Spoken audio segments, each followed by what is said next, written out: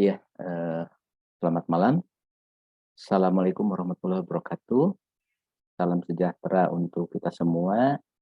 Pada malam hari ini saya tidak seperti biasa, tidak dapat melaksanakan perkuliahan secara daring, ya, eh, karena pada saat yang sama saya ada mohon izin ya, ada rapat, sehingga dengan sangat terpaksa saya melakukan rekaman materi terakhir, ya, menjelang libur Hari Raya Idul Fitri. Hari ini kita akan melanjutkan materi, ya. Jika pada minggu yang lalu kita sudah membahas materi tentang pembentukan kata dalam bahasa Indonesia, pada eh, malam terakhir sebelum libur Hari Raya ini saya akan menyampaikan materi tentang kalimat yang bahannya sudah saya berikan kepada Anda semua, ya. Baik, supaya tidak berlama-lama, saya kira perkuliahan asinkronus ini supaya tidak terlalu memakan banyak waktu, ya, kira durasi 1 jam lebih dari cukup, mudah-mudahan kurang. Ya, untuk itu saya akan menayangkan bahan yang sudah Anda mudah-mudahan sudah Anda unggah ya. Mohon maaf. Ya, bentar ya. Ya, ini ya, mudah-mudahan sudah bisa Anda lihat pada layar laptop atau layar telepon genggam Anda. Ini tentang kalimat bahasa Indonesia, ya. Eh, kita lihat. Nah, ini ya. Jadi sebelum saya menjelaskan mengenai unsur-unsur kalimat, ya, kemudian jenis kalimat didasarkan pada pada jumlah klausannya. Agaknya saya perlu juga menjelaskan terlebih dahulu pengertian kalimat, ya, apa yang dimaksud dengan kalimat. Kalau Anda membaca atau membuka-buka buku referensi tentang tata bahasa Indonesia, bahkan tata bahasa asing, ya, Anda akan menemukan banyak sekali definisi atau pengertian mengenai kalimat. Saya akan tampilkan dua, ya, ya, sederhana. Yang pertama yang disebut kalimat adalah rangkaian kata yang dapat mengungkapkan gagasan, pikiran, atau perasaan. Sekali lagi, rangkaian kata. Jadi yang disebut dengan kalimat berarti harus lebih dari satu kata. Sekurang-kurangnya dua kata. Ya, rangkaian kata yang dapat mengungkapkan gagasan, pikiran, atau perasaan. Jadi di dalam rangkaian kata itu, atau misalnya contohnya dua kata itu, terdapat gagasan tertentu, pikiran tertentu, atau perasaan tertentu yang disampaikan oleh si pembuat atau penyusun kalimat itu. Contoh, ya, di bawah itu ada contoh. Saya mahasiswa. Itu kalimat sederhana sekali, ya. Bukan hanya kalimat sederhana, tapi kalimat sederhana sekali. Hanya terdiri atas dua kata. Saya mahasiswa. Memenuhi rangkaian kata. Lalu kalau kita simak, ada gagasan di dalamnya. Saya mahasiswa. Oh, ya. Orang ketika mendengar atau membaca kalimat itu akan paham apa yang pikiran atau gagasan apa yang hendak disampaikan oleh si pembuat kalimat itu. Pahamnya dari mana? Ya, otak kita akan melakukan semacam kontras gitu, ya. Proses kontras gitu dengan yang lain. Saya mahasiswa. Oh, mahasiswa. Bukan pegawai, bukan dosen, bukan direktur, dan lain-lain. Ya, itu ya. Itu yang disebut dengan kalimat. Nah, sekarang mari kita lihat batasan atau pengertian atau definisi yang kedua. Kalimat adalah satuan bahasa terkecil yang mengungkapkan pikiran yang utuh atau lengkap. Ya. Kalimat adalah satuan bahasa terkecil yang mengungkapkan. Ya, tadi misalnya saya mahasiswa, Itu satuan bahasa terkecil ya, boleh dikatakan. Ya, yang mengungkapkan pikiran. Sama juga dengan definisi yang pertama. Tapi yang penting dalam pengertian yang kedua ini, ungkapan yang utuh atau lengkap. Jadi pikiran, gagasan, atau perasaan itu yang disampaikan itu harus bersifat utuh atau lengkap. Ya. Nah, pikiran yang utuh atau lengkap itu ya, sekurang-kurangnya diwakili subjek dan predikat. Jadi pikiran itu sekurang-kurangnya harus ada. Tadi dua, saya mahasiswa, saya subjek, mahasiswa predikat. Subjek berupa kata benda atau noun atau nomina ya, atau noun dalam bahasa Inggris. Ya. Mahasiswa predikat juga kata benda. Hati-hati ya, tidak setiap kalimat dalam bahasa Indonesia itu predikatnya harus kata kerja, tidak selalu. Ini kasus yang pertama ini kata benda. Saya mahasiswa. Nah, kelengkapan atau adanya kedua unsur, yaitu subjek dan predikat, terutama dalam bahasa lisan, bisa dilihat dari intonasi akhir kalimat itu. Saya mahasiswa. Ya, itu mengakhiri ya, saya mahasiswa. Intonasinya itu apa? Berita, pernyataan. Saya mahasiswa. Ya, itu pertanyaan. Sama ya. Hanya secara tertulis titiknya nanti diganti dengan tanda tanya. Saya mahasiswa, tanda seru. Ya. Jadi intonasinya berbeda. Saya mahasiswa. Saya mahasiswa. Saya mahasiswa. Ya. Katanya sama. Subjek predikatnya sama. Tapi karena intonasinya berbeda, tentu kan maksud kalimat itu menjadi berbeda. Ya, seperti itu. Nah, jadi itu yang disebut dengan kalimat ya. Harus ada subjek, harus ada predikat. Nah, sekarang mari kita lihat contoh yang kedua. Dia mengerjakan ya, tugas. Dia mengerjakan tugas. Ya. Kalau kita analisis, oh dia itu subjeknya dia, ya predikatnya mengerjakan. Nah, tugas itu sesuatu yang melengkapi predikat itu, yaitu objek. Ya. Ya, berbeda kan tadi kalau kalimat pertama, contoh kalimat pertama, saya mahasiswa itu dua-duanya subjek baik subjek maupun predikat merupakan kata benda. Nah, pada kasus yang kedua, contoh yang kedua,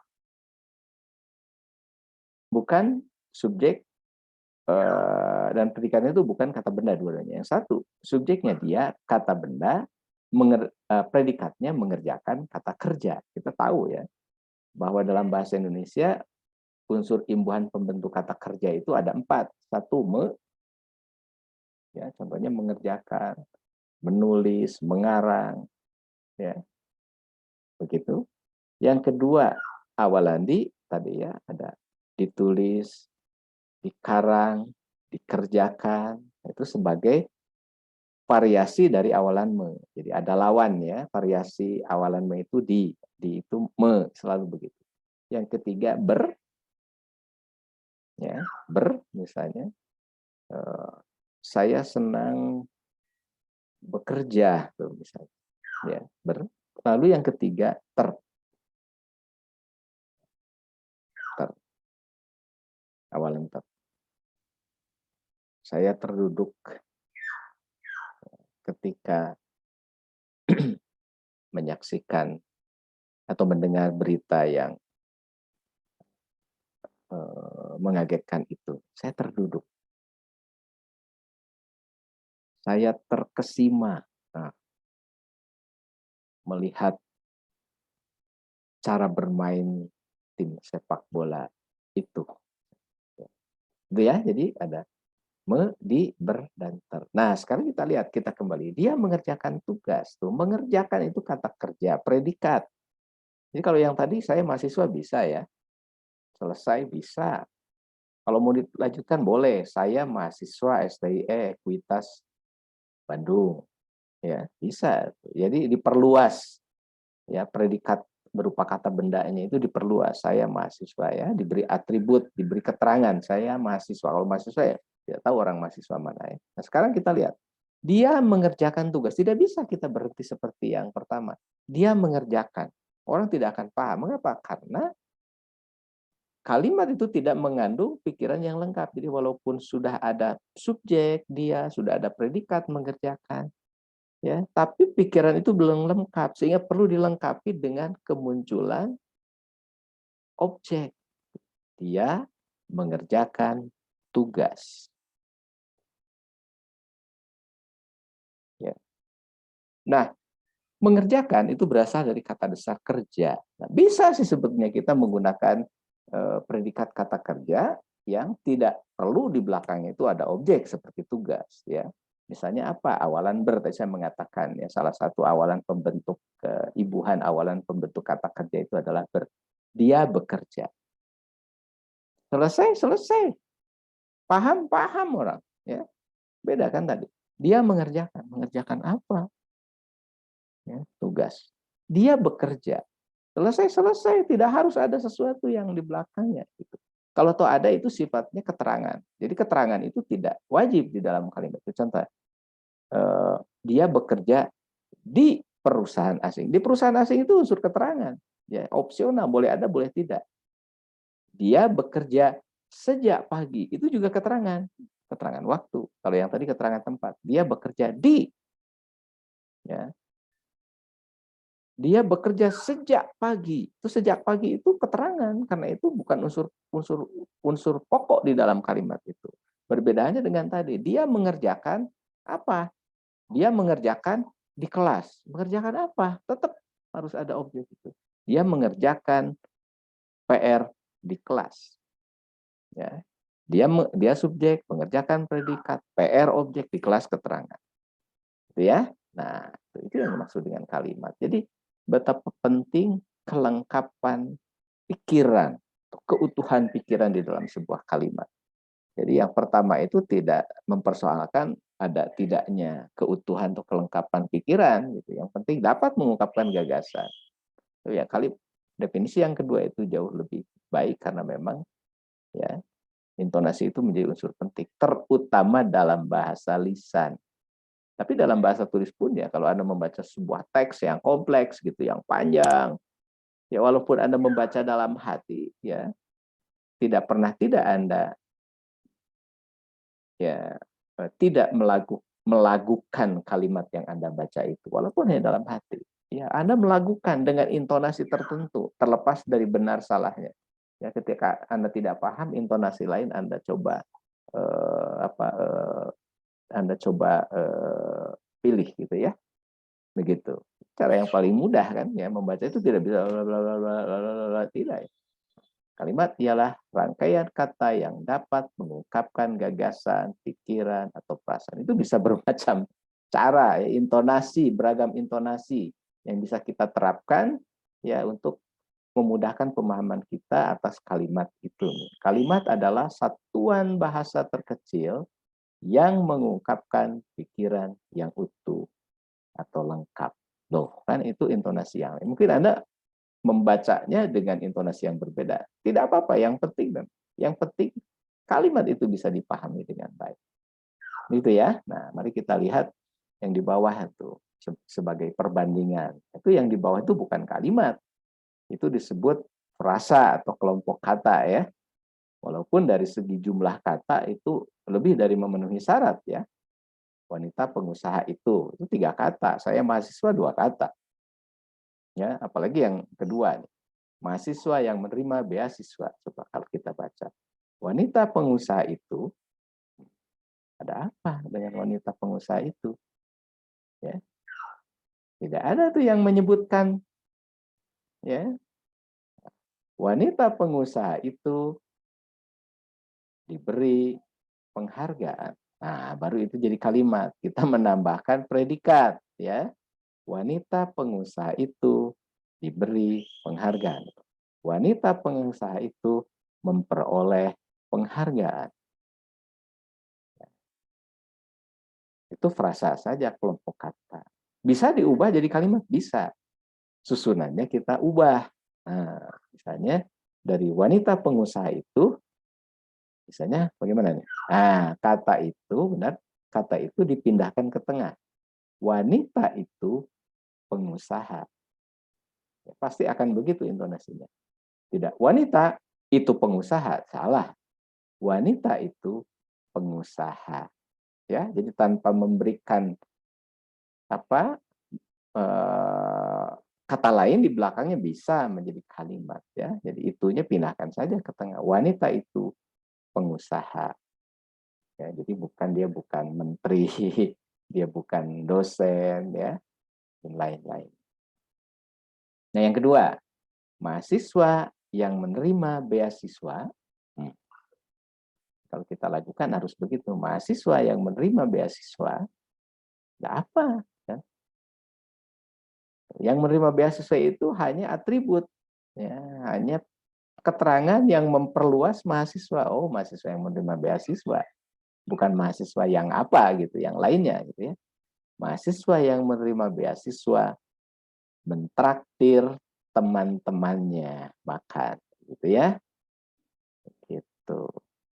Itu kelompok kata. Hati-hati karena itu dengan yang sebetulnya kan di dalam kelompok kata atau frasa ini ada kata kerja yang potensial untuk dapat menjadi predikat kalimat.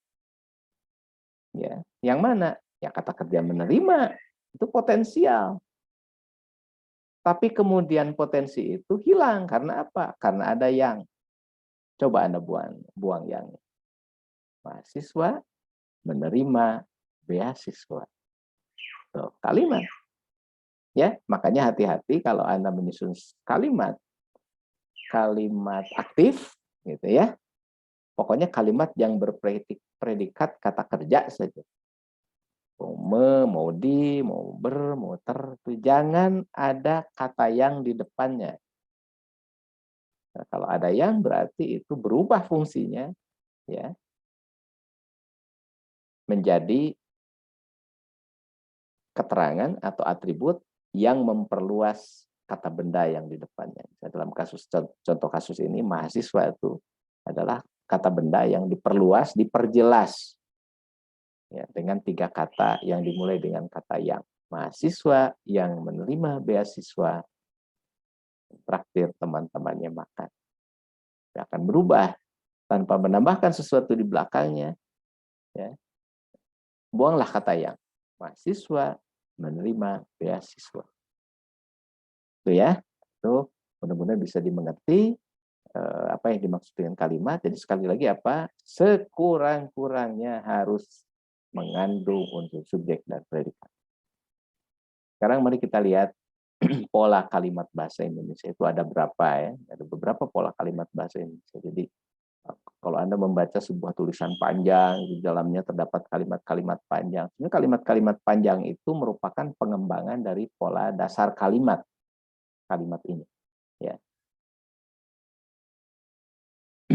ya contohnya yang tadi ya,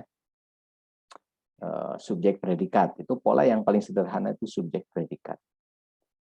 Ya contoh tadi saya mahasiswa, subjek predikat, subjek kata benda, mahasiswa predikat kata benda. Nah sekarang yang kedua nih contoh ya pada daftar ini, ayah saya dosen. Hati-hati itu ayah saya itu satu kesatuan, itu frasa ya, frasa apa subjek, dosen itu predikat sebagai penyebutnya kata benda. Sama dengan yang tadi ya, saya mahasiswa, ayah saya dosen. Untuk saya mahasiswa STIE Ekuitas Bandung itu SP. Sama ya, jumlah katanya berbeda tapi hanya ada S dan P. Yang kedua, nah ini ya, kembali ke atas, mereka sedang belajar.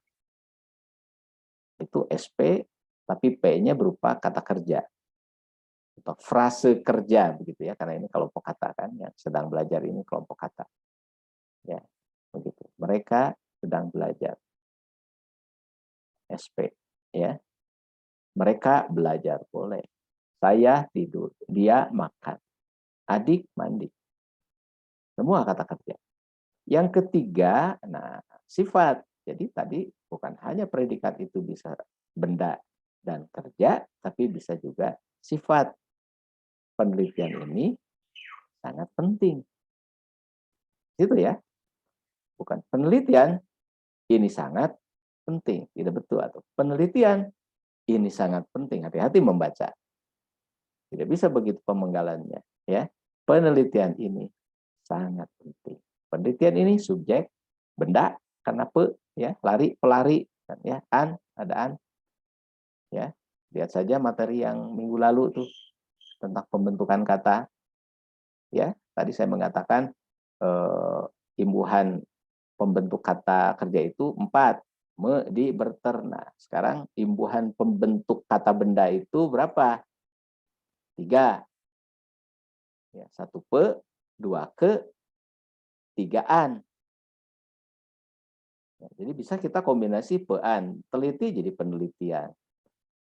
Teliti jadi peneliti. Jadi bisa pean, bisa kean, ya.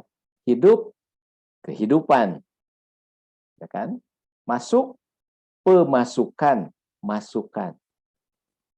Itu kata benda semua, ya. Nah, jadi ini contoh yang ketiga ini benda subjeknya.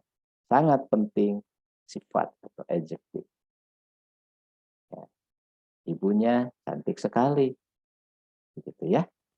Cantik sekali itu sifat. Jadi SP benda sifat. Nah, yang keempat ya, benda bilangan. Peserta penataran ini 40 orang. Predikatnya kata bilangan. Ya, tapi di antara ini mana yang paling sering digunakan dalam kalimat bahasa Indonesia? Ya, predikat kata kerja dong. Begitu. Coba saja Anda baca sebuah makalah. Penggunaan predikat kata kerja itu lebih dominan daripada predikat benda, sifat, atau bilangan. Jadi mudah sebetulnya ya menentukan unsur predikat dalam bahasa Indonesia. Cari saja yang berupa kata kerja, karena biasanya predikat itu berupa kata kerja. Ya. Sebelum ke situ, nanti akan saya terangkan. Tapi sebelum ke situ, mari kita selesaikan yang pola yang kedua. Nah, yang kedua itu SPO tadi ya, seperti tadi. Saya mengerjakan tugas. SPO itu ya. Mereka sedang menyusun karangan ilmiah. Tidak bisa berhenti. Mereka sedang menyusun. Menyusun apa? Ya. Nah, SPO ini bisa dibolak-balik. Kalimat yang berpola SPO itu bisa dibolak-balik. Mereka sedang menyusun karangan ilmiah. Karangan ilmiah sedang disusun mereka. Ya. Oh, itu SPO karena bisa diubah. Ya, dari sedang menyusun jadi sedang disusun, aktif ke pasif kan gitu. Tadi saya mengatakan variasi awalanmu itu di. Ya, ber itu tidak ada variasinya gitu ya. Jadi tidak ada aktif pasif selain me dan di. Itu saja. Ber itu ya, oh ada ya yang pasif itu ter gitu, alih-alih di sebagai perubahan di ya. Oke. Yang ketiga, subjek predikat pelengkap. Hati-hati. Nah, pelengkap itu munculnya di belakang ber, ya, ber adalah, ialah, merupakan, ya, menjadi, ya.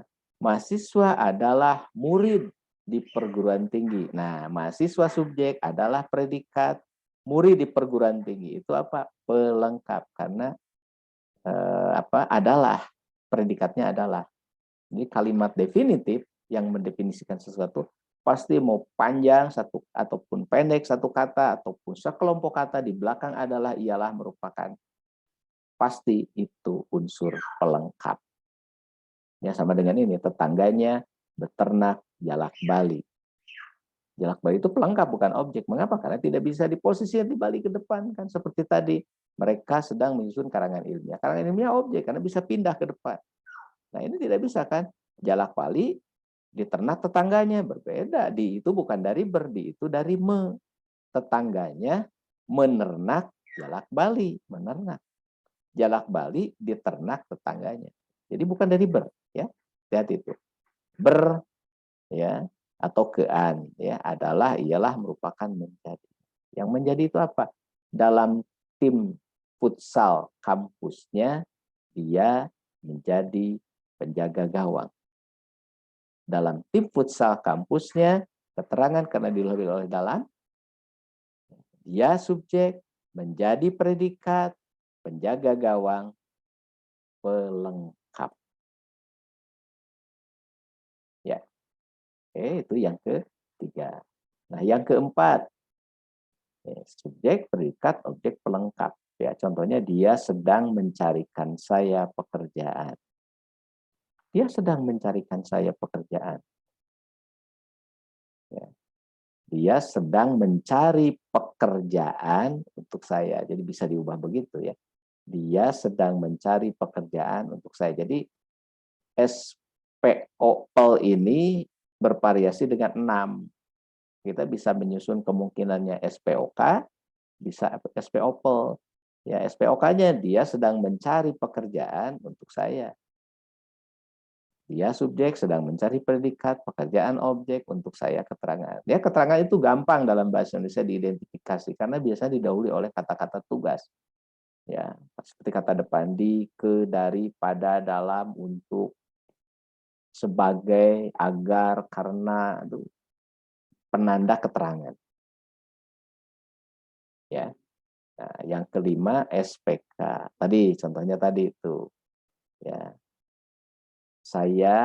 Dia bekerja di perusahaan asing. Di perusahaan asing itu keterangan dia subjek bekerja ya, sama dengan ini nih. Mereka berasal dari Surabaya. Itu 6 pola dasar kalimat dalam bahasa Indonesia. Jadi bisa coba saja praktik ya. Nanti kita lihat. Mungkin nanti dalam kesempatan sesudah libur hari raya lah kan. Ya, saya mohon maaf ya, minggu lalu saya sebenarnya sudah berpamitan dan bermohon maaf ya, mengucapkan selamat melaksanakan selamat hari raya ya pada Anda semua. Tapi ternyata ketika melihat kalender akademik, Rabu ini masih tetap harus ada perkuliahan.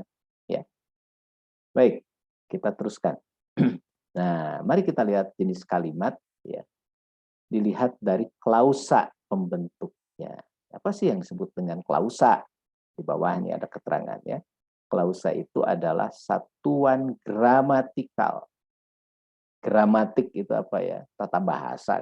Gramatik. Grammar. Nah, satuan gramatikal. Al itu sifat. Yang mengandung predikat dan berpotensi menjadi kalimat. Jadi yang disebut klausa itu ada P-nya. Yang tadi itu bisa kata kerja, kata benda, kata sifat, kata bilangan. Nah, ada 2 jenis kalimat. Pertama disebut kalimat tunggal. Hanya terdiri atas 1 klausa. 1 klausa saja. Tadi contohnya, saya mahasiswa. Dia mengerjakan tugas. Karena ada 1 P saja di situ. Ya, itu kalimat tunggal. Yang kedua disebut kalimat majemuk. Terdiri atas 2 klausa atau lebih. Jadi ada 2 unsur predikat asalnya, ya. Gitu.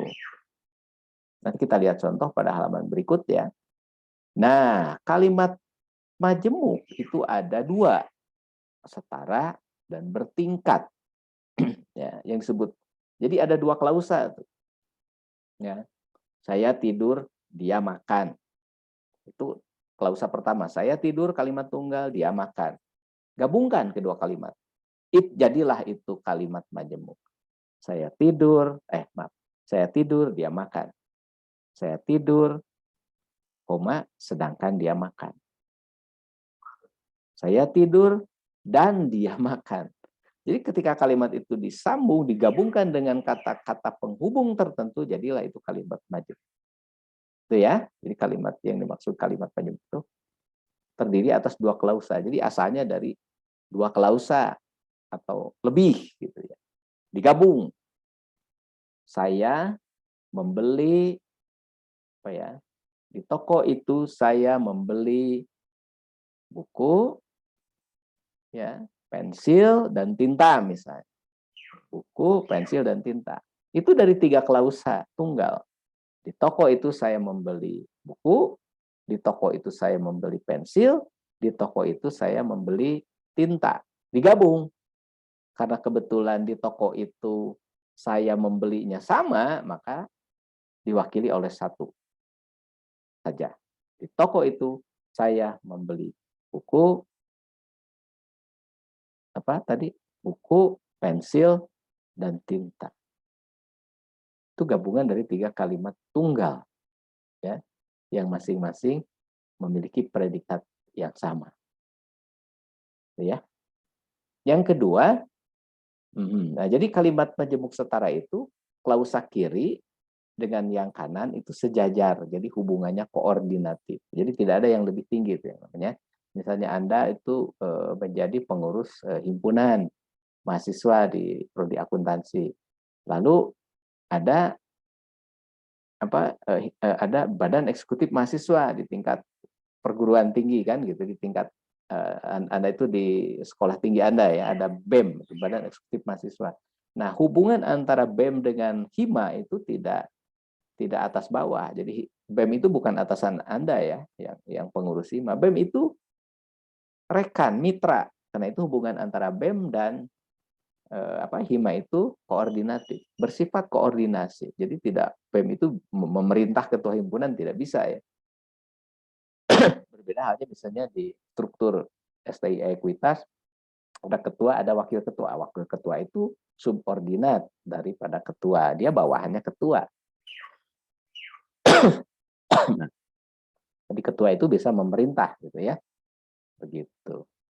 Jadi berbeda. Jadi Hima itu bukan bawahannya BEM, organisasi yang sekadar memiliki hubungan koordinasi. Itu namanya. Jadi kedudukannya sejajar. Yang kedua, kalimat bertingkat. Nah, kalau bertingkat tidak sejajar. Jadi yang kiri dan kanan itu tidak sejajar. Mungkin yang kiri lebih tinggi, yang kanan lebih rendah. Atau yang kiri lebih rendah, yang kanan lebih tinggi. Jadi sifatnya itu subordinatif.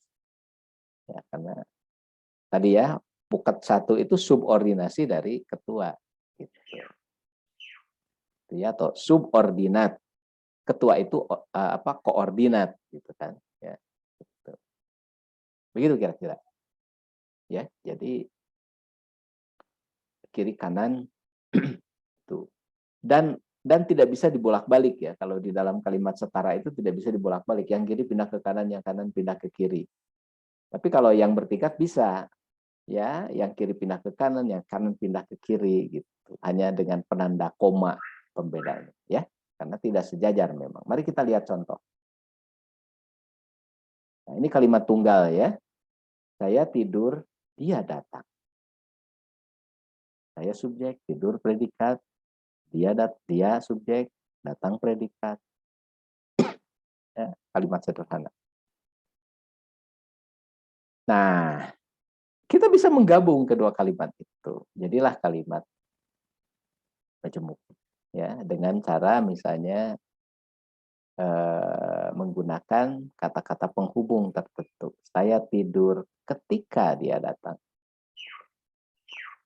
Saya tidur karena dia datang. Saya tidur agar dia datang. Saya tidur jika dia datang. Ya. Nah, kalau kita lihat, bisa tidak ini dibolak-balik? Tidur dipindah ke belakang, tidur dipindah ke belakang, tidur dipindah ke belakang, tidur dipindah ke belakang. Bisa? Bisa.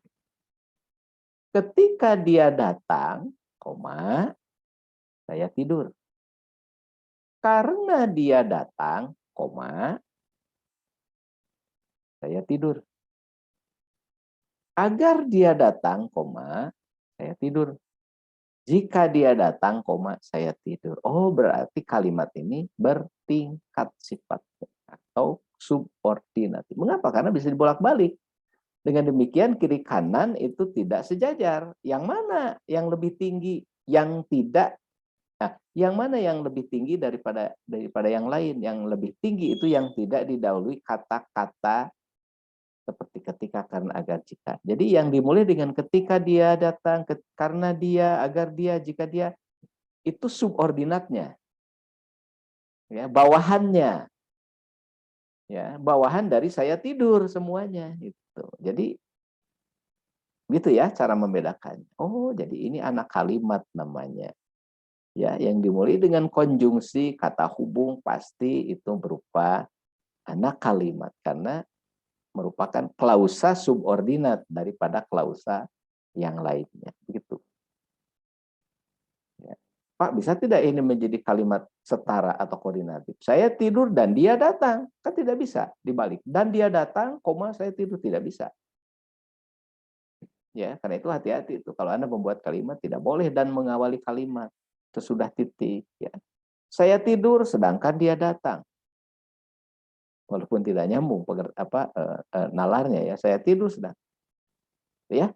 Nah, jadi dalam kalimat setara atau koordinatif, kata-kata penghubungnya terbatas jumlahnya. Sedangkan kalau menyatakan pertentangan, tetapi kalau menyertakan pertentangan, dan kalau merangkaikan, atau kalau pilihan, lalu ya, lanjutan, lalu kemudian. Begitu ya. Jadi yang ini kata penghubung ketika, karena, agar, jika, dengan variasinya, jika, kalau, gitu. Hati-hati jikalau tidak ada tuh. Jika, kalau, agar, supaya, ya. Karena itu tidak boleh dua-duanya juga. Karena, sebab, ketika, setelah, sebelum, waktu, saat, itu semua menyatakan waktu ya. Jadi yang ketika menyatakan waktu, karena menyatakan sebab, agar menyatakan tujuan, jika menyatakan syarat. Saya akan lulus ujian dengan nilai memuaskan jika mempersiapkan diri dengan baik. Nah, itu kan syarat jika akan begitu ya. Baik.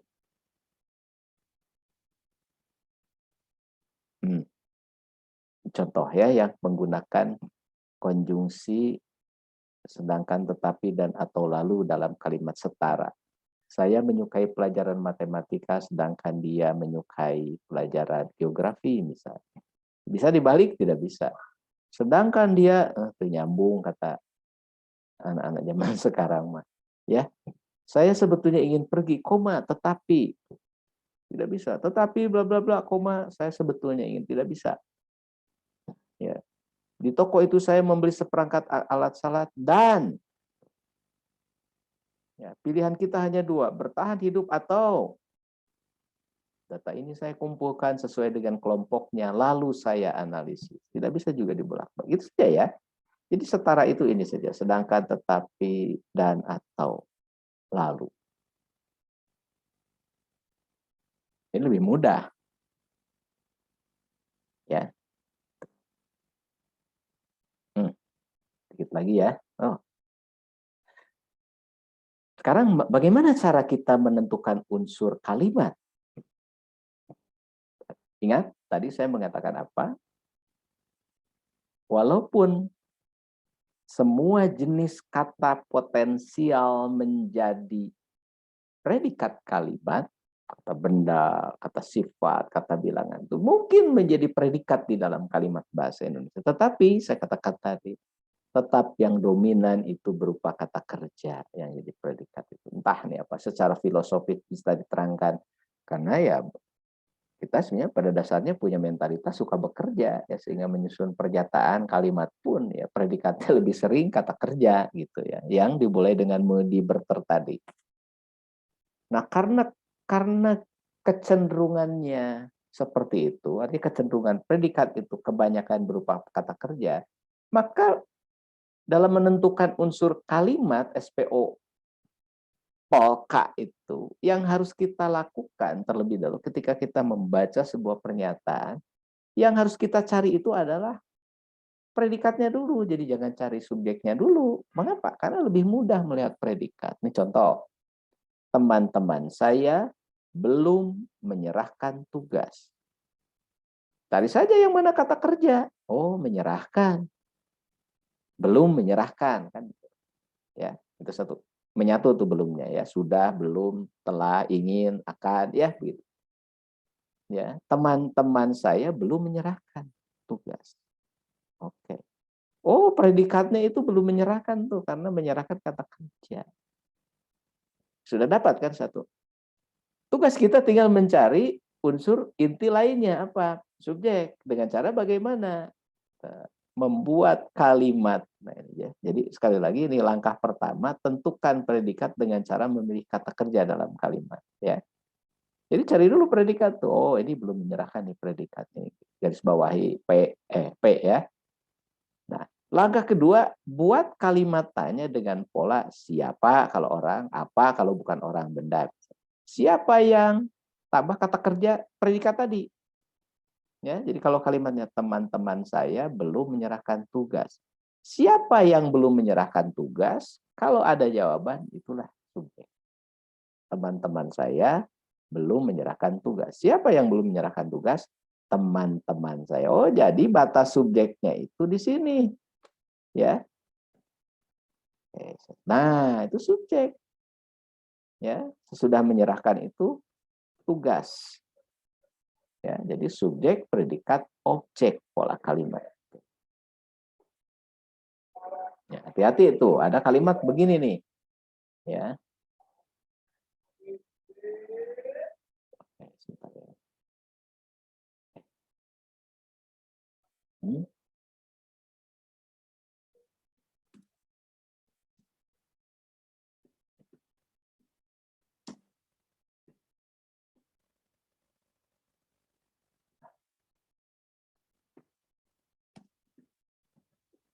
Kalimatnya mahasiswa saja ya. Oke, kalimatnya begitu. Dalam makalah ini menjelaskan peran penting bank syariah. Nah, mari kita praktik. Tadi yang ingat, yang harus kita cari langkah pertama adalah predikat. Cari kata kerja di situ. Dalam makalah ini menjelaskan. Anda tahu yang mana yang jadi predikat? Ya, cari kata kerja. Yang mana? Mudah kan? Menjelaskan. Ini yang jadi predikat kalimat itu, Pak. Beri tanda kuning. Ya, kita sudah tahu tuh. P-nya itu menjelaskan. Sekarang buat kalimat tanya. Siapa yang, bukan siapa ya, pasti apa nih? Apa yang menjelaskan peran penting bank syariah? Apa? Apakah Anda akan menjawabnya dalam makalah ini? Tidak. Pasti Anda, walaupun di sini ada dalam, ya, Anda tetap ya dalam makalah ini menjelaskan peran penting bank syariah. Apa yang menjelaskan peran penting bank syariah? Jawaban sejatinya adalah makalah ini. Oke, Pak, kalau begitu dalamnya gimana? Tidak betul berarti kalimat ini. Ya. Dalam makalah ini itu tidak betul untuk menjadi subjek. Mengapa? Karena ada kata dalam. Ingat tadi saya mengatakan, ya, keterangan itu biasanya ditandai oleh kata-kata tugas seperti kata depan di, ke, dari, pada, dalam. Oh, kalau begitu apa ini polanya? Ini sepertinya polanya itu yang di depan itu keterangan, menjelaskan itu predikat, dan peran penting bank syariah itu objek. Berarti kalimat ini tanpa subjek. Ya.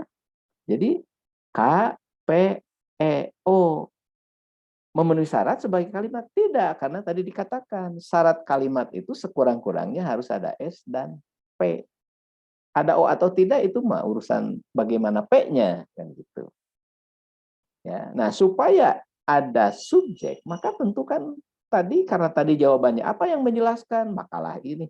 Jadi kata dalamnya dibuang. Ya. Makalah ini menjelaskan.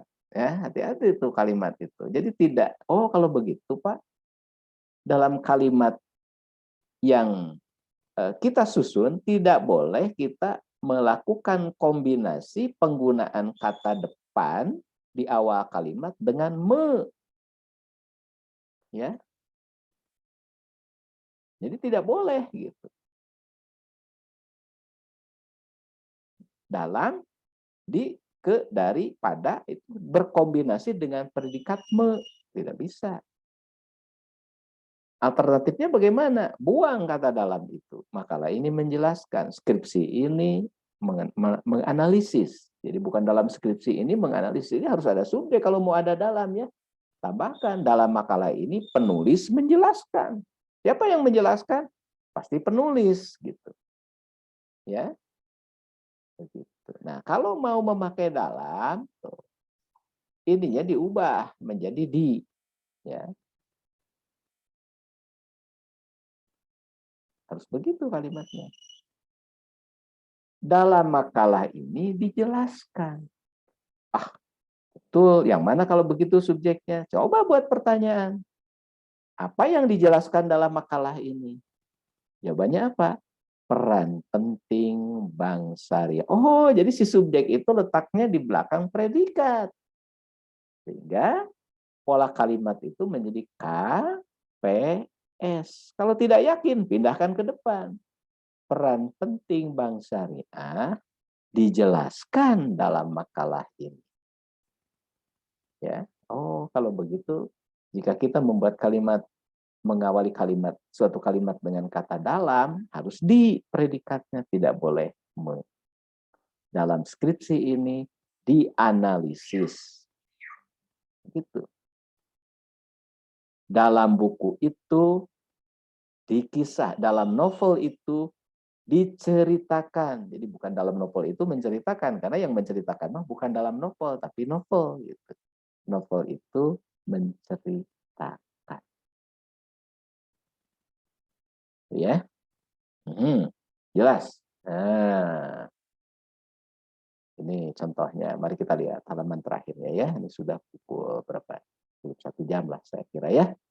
Halaman terakhir. Nanti ada tugas yang harus Anda kerjakan ya. Tugasnya seperti ini nih, 5 contoh. Ya, ini kalimatnya tuh. Kalau yang tadi dia mengerjakan tugas, itu kalimat anak SD, gampang mengidentifikasi unsur SPOK itu. Nah, sekarang ini kalimat mahasiswa. Ya, ada berapa kalimat tuh? Sambutan hangat terhadap deklarasi kemerdekaan Palestina dan pernyataan politik PLO harus dikaji secara. Waduh, ini kumaha gimana ini? Bagaimana ini menentukannya? Mudah, tidak usah sulit-sulit apa. Cari kata kerjanya. Dalam deretan kata yang cukup panjang ini, cukup banyak ini, mana kata kerja? Tadi apa? Di berter, cari itu kata kerja. Oh, ada nih, dikaji nih. Ya, karena ada maaf, ada dikaji, ada mengkaji kan. Oh, ini nih predikat kita nih. Oh, ada harus kan, harusnya menyatu tuh dengan dikaji. Sudah dapat P-nya, cari O-nya. Bagaimana caranya? Buat pertanyaan seperti yang tadi. Apa yang harus dikaji secara saksama? Pasti jawabannya itu dari sambutan sampai PLO. Ya. Sehingga subjeknya itu di situ sambutan hangat terhadap deklarasi kemerdekaan Palestina dan pernyataan politik PLO harus dikaji secara saksama. Jadi SPK, karena ini keterangan cara dengan, kan sama juga ya, dengan saksama. Begitu caranya. Yang kedua, mana kata kerjanya? Mendapat tuh. Ini predikat kita. Ya. Siapa yang mendapat arahan? Panitia. Ini subjeknya panitia itu ternyata ya. Jadi si panitia ini subjek. Dalam kegiatan, dalam penyusunan rencana kegiatan ini apa? Keterangan. Ingat tadi kan dimulai dengan dalam tuh. Jadi kita pisahkan di sini. Dalam penyusunan rencana kegiatan ini, panitia mendapat arahan. Arahannya apa? Objek. Karena arahan didapat panitia. Kan bisa dibolak-balik. Dari ketua jurusan apa? Keterangan. Ingat, karena ada kata dalam, ada kata dari. Jadi polanya ini K, S, P, O, ya, kita beri tanda yang lain. K. Ya, kalau tadi S, P, K. Padahal banyak katanya ya, jumlah katanya lebih banyak. Yang ketiga, cari kata kerjanya apa? Kan Pak ada merehabilitasi. Oke. Ya. Tapi ternyata kan bukan hanya itu tuh. Ya, kata kerja itu bukan hanya merehabilitasi tapi juga melestarikan. Tuh. Dan dilakukan, tuh. Yang mana nih kata kerjanya? Ya, coba dibaca. Upaya merehabilitasi dan melestarikan lingkungan akan segera dilakukan di Indonesia. Jadi tidak mungkin yang dua pertama, karena apalagi ini ada perangkai dan. Ya, jadi yang mana predikatnya itu yang di belakang. Dilakukan, akan segera dilakukan. Kita buat pertanyaan, apa yang akan segera dilakukan di Indonesia? Jawabannya adalah upaya merehabilitasi dan melestarikan lingkungan. Itu subjeknya. Apa yang akan segera dilakukan di Indonesia? Upaya merehabilitasi dan melestarikan lingkungan. Atau upaya pelestarian, perehabilitasian, dan pelestarian lingkungan. Itu yang benar begitu. Ya, jadi S, P, K. Karena mengapa K? Karena di. Ya, sama dengan tadi kan. Dalam, dari, itu penanda keterangan. Ya.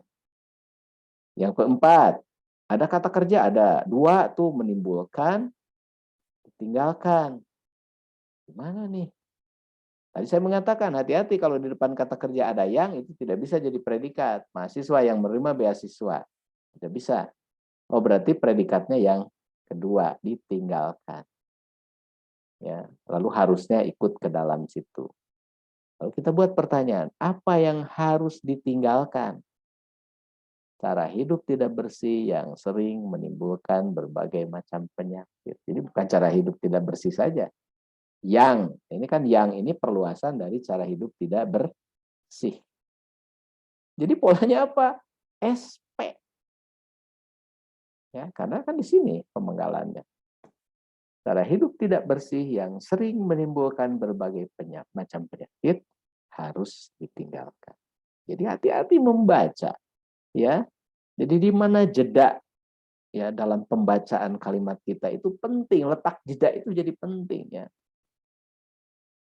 Kan gampang juga ya, sama juga prinsipnya ya, menerjemahkan kalimat bahasa Inggris itu kan harus berdasarkan frasa atau pengelompokan kata unsur-unsur itu, tidak bisa satu demi satu diterjemahkan membaca kamus, tidak bisa. Ya, he is a teacher kan. He is a teacher kan gitu. Ya, baru dia diterjemahkan. Sama ya prinsipnya begitu. Nah, yang terakhir, contoh terakhir. Ini hanya ada satu kata kerja, berdasarkan. Ya, biasanya ikut ke situ kan, biasanya berdasarkan. Ya, pola alamiah suatu karangan biasanya berdasarkan urutan kejadian, tempat atau ruang. Apa yang biasanya berdasarkan urutan kejadian, tempat atau ruang? Pasti jawabannya pola alamiah suatu karangan. Jadi, itu subjeknya. Ya, biasanya berdasarkan itu predikat. Urutan kejadian, tempat atau ruang apa? Objek? Bukan. Itulah pelengkap. Ingat tadi di awal saya mengatakan pelengkap itu di belakang adalah, ialah, merupakan, menjadi, ber. Teman saya berjualan pulsa juga. Nah, teman saya subjek, berjualan predikat, pulsa itu pelengkap. Gitu ya kiat atau cara kita menentukan kelengkapan unsur suatu kalimat. Nah, ada berapa tuh 10 kalimat yang harus diidentifikasi unsur-unsurnya sebagai pekerjaan rumah Anda semua, tugas Anda semua yang tentu harus diunggah. Batasnya saya kira ya karena mau hari raya lah begitu ya, coba dikerjakan ya. Nanti kita setelah hari raya kita bahas bersama. Ya, saya kira itu saja untuk perkuliahan kali ini. Ya. Dalam kesempatan ini saya betul-betul perlu mengucapkan, sekali lagi mengucapkan selamat pada Anda ya. Selamat merayakan Idul Fitri. Ya, bagi Anda yang muslim, muslimah gitu ya. Bagi Anda yang bukan muslim, muslimah ya selamat libur sajalah, selamat berlibur ya. Ya, tentu saja sebagai manusia saya juga tidak luput dari segala kesalahan ya. Oleh sebab itu saya dalam kesempatan ini juga tidak lupa mengucapkan, menyampaikan ucapan permohonan maaf ya, apabila selama saya memberikan materi perkuliahan, memberikan pelayanan akademik kepada Anda sebagaimana ditugaskan oleh sekolah Anda ya, kampus Anda, para pemimpin di kampus Anda. Saya dengan segala kerendahan hati menyampaikan permohonan maaf.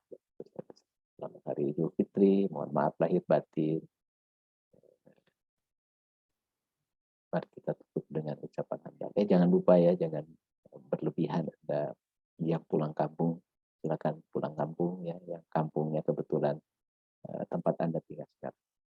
Kata orang Sunda jangan kokomoan lah ya, menikmati hari raya dan terutama itu sekarang kan baru belum bisa dikatakan aman sama sekali ya, karena nanti kan ujiannya sehabis hari raya.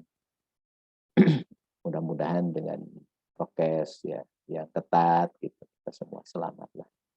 Jadi memperoleh dua hikmah gitu ya, bisa merayakan sesudah 2 tahun dibatasi, bisa merayakan hari raya bersama keluarga di tengah keluarga, tapi juga kita tetap berada dalam lindungan Allah Subhanahu wa taala. Sehat. Anda ingat ya, kalau Anda membaca media di Tiongkok, di Cina sana, sekarang Shanghai itu luar biasa. Ya, ada lockdown lagi katanya. Karena mungkin penduduk di sana kurang berdisiplin atau terlalu percaya diri bahwa COVID-19, COVID-19 ini sudah tidak ada. Ya, padahal masih ada. Itu saja ya. Terima kasih. Mari kita tutup dengan hamdalah. Alhamdulillah. Assalamualaikum warahmatullahi wabarakatuh. Mohon izin untuk saya tutup.